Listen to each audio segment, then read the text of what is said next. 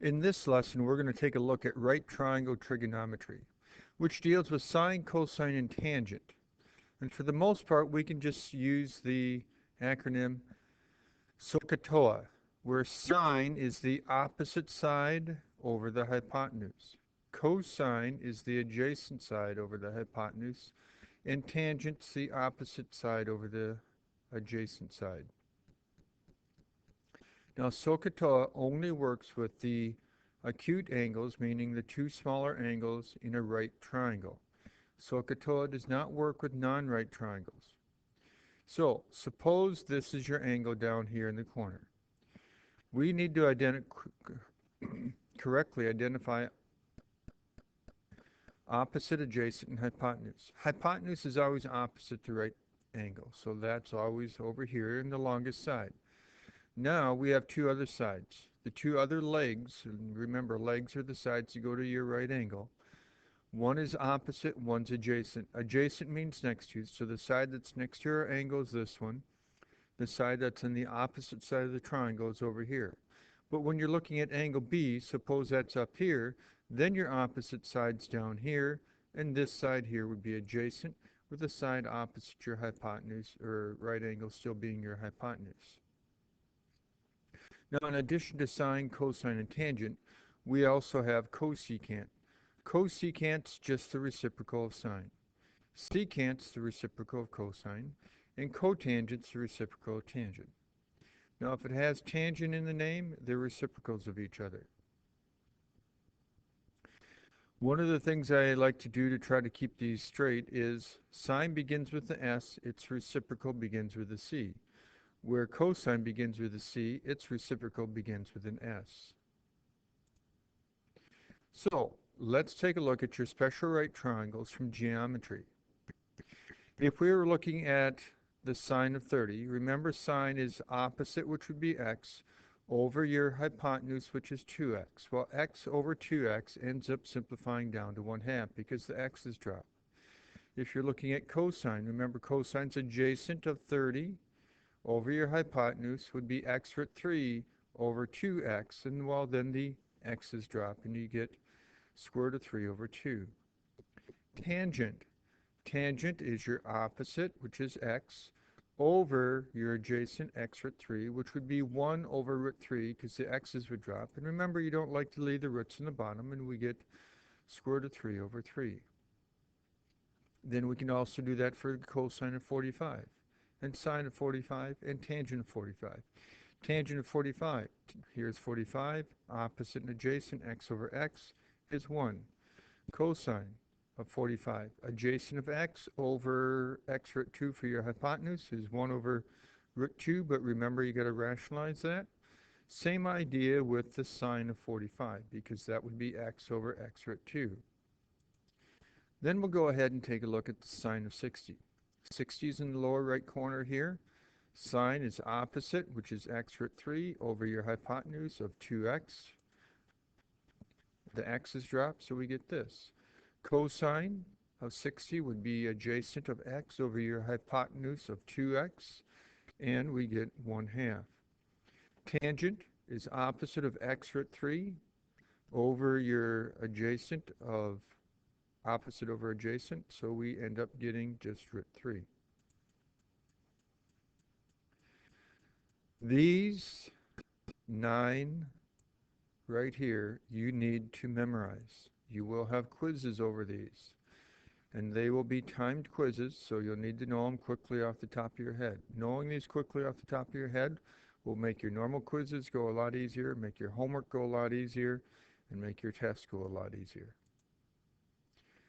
So let's go ahead and find our 6 trigonometric functions for angle G. So here's angle G. It's a right triangle, so we can use SOHCAHTOA.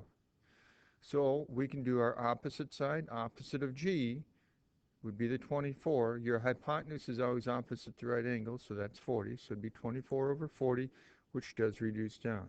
When you are writing this out, you need to go sine of your angle equals, and then put down your answer. Then you'll need to go cosine of your angle, in this case G, equals, and then put down your answer. Cosine would be adjacent leg to your angle of g is 32, your hypotenuse is 40, and that reduces down. Tangent would be opposite of 24 over your adjacent, which is 32, and that reduces down. Then we have cotangent of g. Well, cotangent's the reciprocal of tangent, so I'm going to take my 3/4 and flip it. Then we have secant to g. Secant's the reciprocal of cosine, so I'm going to take my 4/5 and I'm going to flip it. Then I have cosecant. That's the reciprocal of sine, so I'm going to take my 3/5 and flip it. And now I have my 6 trigonometric functions. So try to do this one quickly without the video and then watch it. Sine of f. Sine is opposite over hypotenuse. Cosine of f is adjacent of 20 over your hypotenuse. Tangent of f is opposite of 15 over your adjacent of 20. Reciprocal of tangent. Reciprocal of cosine.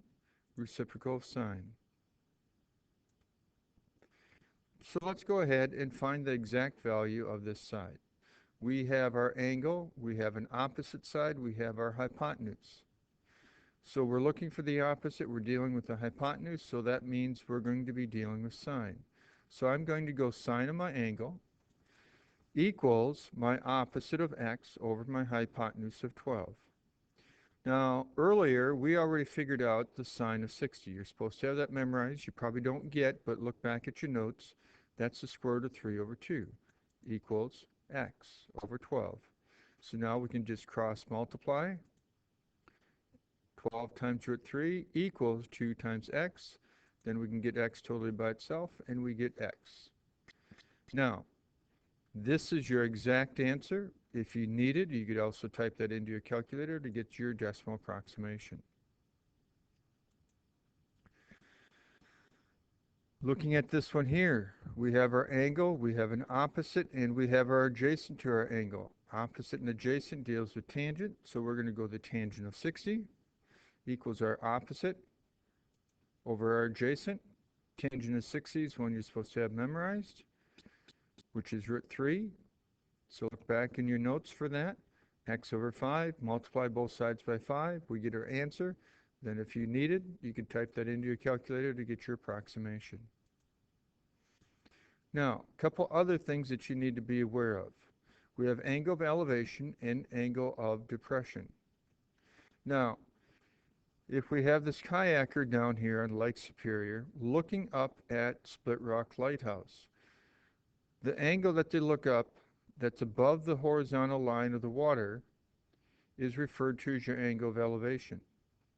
However, if you were at Split Rock Lighthouse looking down at the kayaker, your angle that you would look down from the horizontal is your angle of depression. That'll be helpful in some of the problems that you're dealing with. So here we have a ski run that has an angle of elevation of 15.7 and a vertical drop of 1,800 feet. How long is the ski run? Well, first of all, I would start out by drawing myself a right triangle to model this situation. We have an angle of 15.7 degrees. We have a vertical drop of 1,800, and we're looking for the diagonal, the hypotenuse, because that's the part you actually ski on, and that's what we're dealing with. So here we have our angle. We have an opposite side. We have our hypotenuse, so that means I'm going to then be dealing with sine. Sine is of my angle equals my opposite over my hypotenuse.